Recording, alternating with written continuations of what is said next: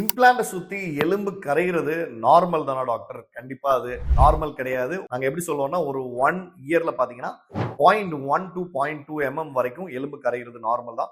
இது வந்து சயின்டிபிக்கா என்ன சொல்லுதுன்னா அந்த போனோட ஹீலிங் ப்ராசஸ் சொல்லுவோம். ரீசெண்டா எனக்கு ஒரு பேஷண்ட் வந்து வெளியில எங்கோ இம்ப்ளான்ட் போட்டுட்டு அவர் எனக்கு எக்ஸ்ரே ஷேர் பண்ணியிருந்தாரு.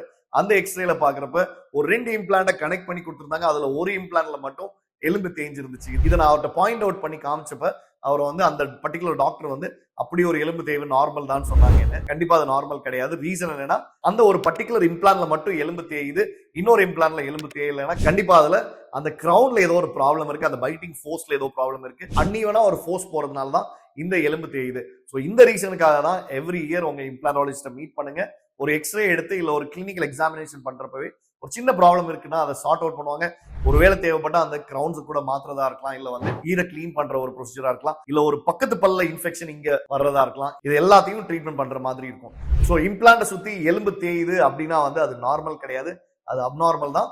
உங்க டாக்டர் நீங்க மீட் பண்ணிக்கோங்க. ஒன்ஸ் அகைன் உங்களுடைய நண்பன் டாக்டர் பிரேமலக்ஸ் லாரன்ஸ்.